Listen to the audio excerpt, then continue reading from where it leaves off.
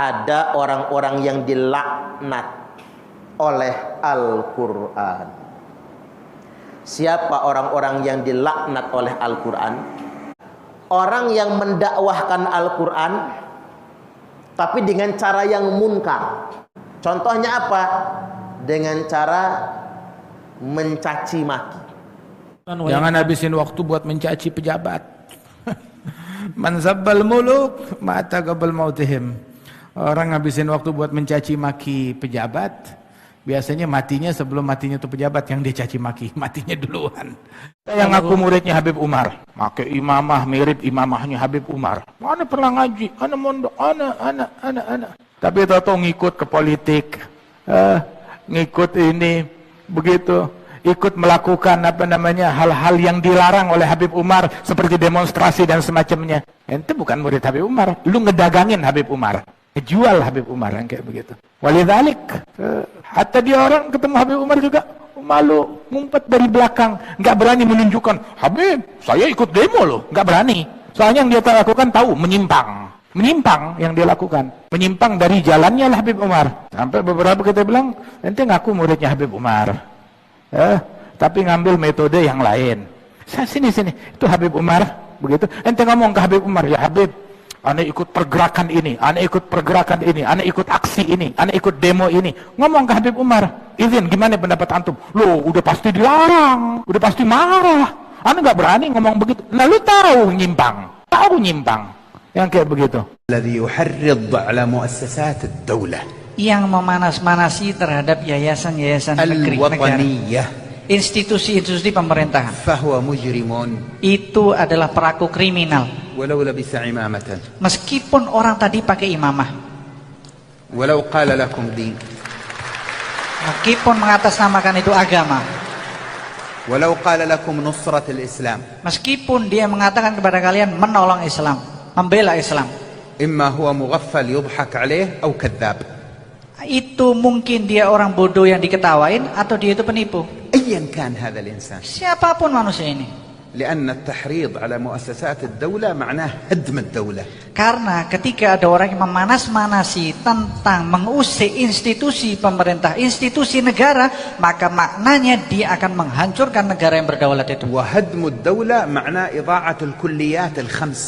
Dan maksudnya menghancurkan negara berarti dia akan menghancurkan pondasi utama 5 yang ada di dalam agama. الدين, yang pertama agama, والنفس, menjaga jiwa, يعني الحياة, kehidupan maksudnya, والعقل, dan kemudian akal, والعرض, dan harga diri, والمال, dan harta. وانظروا إلى الدول التي سقطت ماذا حصل في الخمسة هذه. Dan lihat, coba perhatikan negara-negara yang sudah jatuh. Coba perhatikan dari 5 pondasi yang penting di dalam agama ini. لأن من مهام الدولة كما ذكر إمام الحرمين الجويني في غياث الأمم، وكما ذكر الإمام الماوردي في الأحكام السلطانية وغيرهما، أن من مهام الدولة حفظ الكليات الخمس. Bagaimana disebutkan oleh Imam Juwaini dan disebutkan juga Imam Mawardi di kitab mereka, bahwasanya peran negara yang berdaulat adalah menjaga 5 landasan utama. Dia nyebut amar ma'ruf nahi munkar, al-amru bil ma'ruf wan nahyu 'anil munkar. Tapi caranya munkar. Tidak boleh orang mendakwahkan Al-Qur'an tapi dengan cara yang munkar. Contohnya apa? Dengan cara mencaci maki, dengan cara menghina. Itu namanya mendakwahkan Al-Quran tapi dengan cara yang munkar. Makanya Allah Subhanahu wa ta'ala ingatkan, a'udzubillahi minasyaitonir rajim, fabima rahmatim minallahi lintalahum walau kunta faddan ghalidhal qalbi lang faddu min haulik.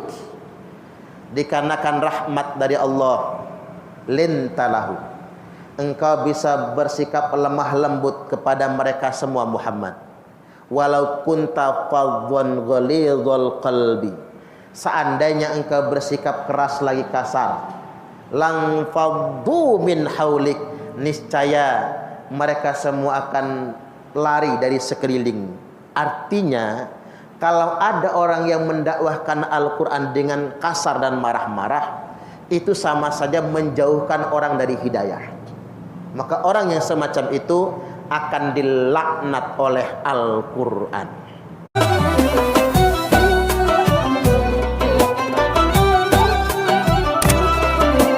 Ada orang-orang yang dilaknat oleh Al-Quran.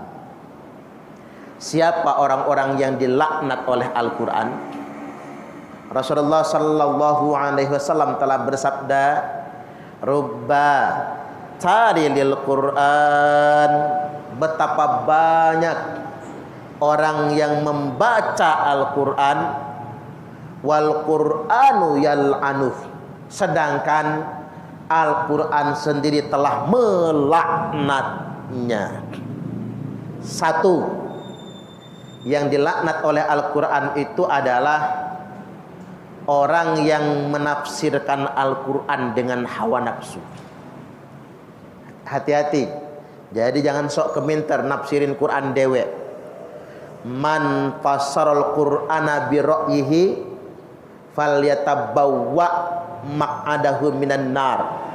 Barang siapa yang menafsirkan Quran dengan logikanya dan hawa nafsunya alias dengan kebodohannya sendiri, maka silahkan dia ngapling sendiri tempat tinggalnya di dalam neraka. Dia sudah menyediakan sendiri tempat tinggalnya di dalam neraka. Silakan mengkapling tempat tinggal di sana. Orang yang bicara Al-Quran tapi berdasarkan hawa nafsu. Makanya saya perlu ingatkan Pak, zaman sekarang ini ulama itu sedikit, yang banyak penceramah. Makanya kalau orang berbaju kayak saya ini, pakai peci, pakai sorban, rata-rata penceramah, termasuk saya, bukan ulama. Karena kalau ulama itu berat, dia punya syarat-syarat tertentu untuk jadi ulama.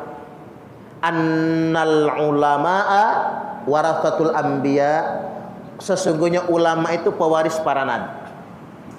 Makanya jenengan jangan heran kalau banyak penceramah sekarang dakwahnya nyaci maki. Dia dakwah tapi nggak bisa ngasih contoh akhlak yang baik. Karena ngapa? Dia bukan ulama memang, tapi penceramah. Kadang-kadang menafsirkan Al-Quran berdasarkan hawa nafsunya sendiri. Kalau kata orang Jawa apa? Saenak udele dewe, Pak. Semaunya cangkemnya ngomong, itu tidak boleh. Dia membaca Al-Quran tapi dia dilaknat oleh Al-Quran. Yang kedua, yang dilaknat oleh Al-Quran itu orang yang membaca Al-Quran tapi suka memperdebatkan Al-Quran. Berdebat, Nabi itu marah banget itu. Kalau ada sahabatnya berdebat otot-ototan, etet-etetan, rebutan benar akan Al-Quran. Apa kata Nabi? Iqra'ul Qur'an ma'talafat qulubukum. Baca itu Al-Quran kata Nabi. Selama Al-Quran bisa menyatukan hati kalian.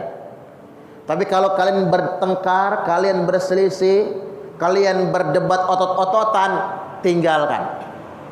Menjauh dulu dari Al-Quran, karena kalian akan dilaknat oleh Al-Quran. Hati-hati dengan itu semua. Dua ya. Tiga, orang yang mendakwahkan Al-Quran tapi dengan cara yang munkar. Dia nyebut amar ma'ruf nahi munkar, al-amru bil ma'ruf wan nahyu anil munkar, tapi caranya munkar.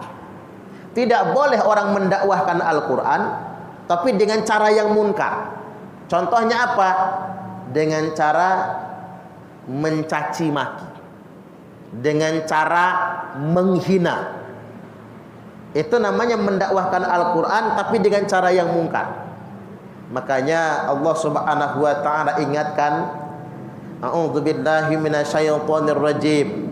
Fabima rahmatim minallahi lintalahum walau kunta faddan ghalidhal qalbi lang faddu min haulik.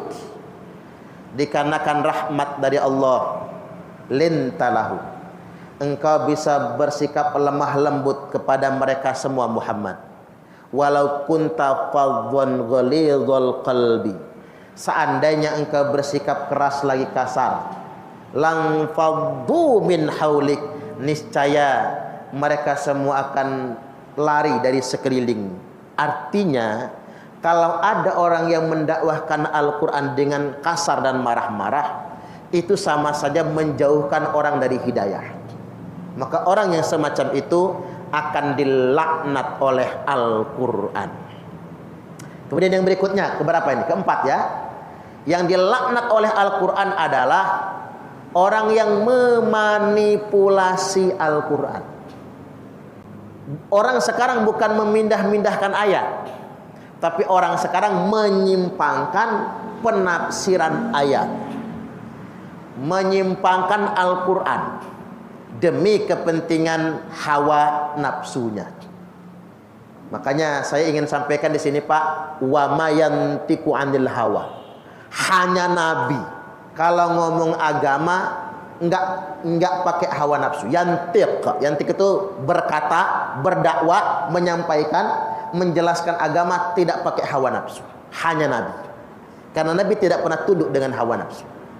Makanya kalau kita mendengar orang menyampaikan agama kok bertentangan sama hati nurani dan logika akal sehat kita, berarti itu hawa nafsu. Jangan diikuti. Nah yang terakhir, yang kelima, yang dilaknat oleh Al-Quran. Nah ini yang sedang marak ini, orang yang bersumpah pakai Al-Quran. Makanya hati-hati, jangan suka sumpah-sumpah pakai Al-Quran, nanti dilaknat oleh Al-Quran. Kecuali sumpahnya ini syar'i, seperti pejabat sedang dilantik, hakim yang megang Al-Qurannya, dia bersumpah demi Allah dan dengan kesaksian Al-Quran, itu boleh. Dia sumpah-sumpah dewek gitu, ngangkat-ngangkat Quran dewek, nggak pakai hakim, malah mubahalah lagi kan gitu. Orang yang suka mubahalah, yang dilaknat bukan orang lain, tapi dia yang mubahalah. Makanya hati-hati, jangan suka sumpah-sumpah menggunakan Al-Quran, itu tidak boleh. Makanya mengapa pedagang pasar banyak dilaknat oleh Allah? Dan Allah berkali-kali melaknatnya di dalam Al-Quran, karena mereka berani bersumpah demi melakukan dagangan. Walaupun di antara mereka ada yang jujur nyebut demi Allahnya, tapi tidak boleh demi Allah itu buat jualan. Apalagi demi Allah buat politik. Apalagi demi Allah buat politik, biar meyakinkan orang lain untuk tujuan politik, nyebut demi Allah, nggak boleh. Nah orang yang akan dilaknat oleh Al-Quran adalah orang yang terbiasa menggunakan Al-Quran sebagai tameng dalam bersumpah. Nggak boleh. Makanya wala tuti' kulla hallafim mahin. Jangan ikut-ikutan dengan orang yang gampang bersumpah, nyebut demi Allah, ngangkat Al-Quran, mahin dan gampang mencela, hammazim masya'im binamim, menyebarkan ujaran kebencian, memviralkan berita bohong, binamim, yang ujung-ujungnya adu domba.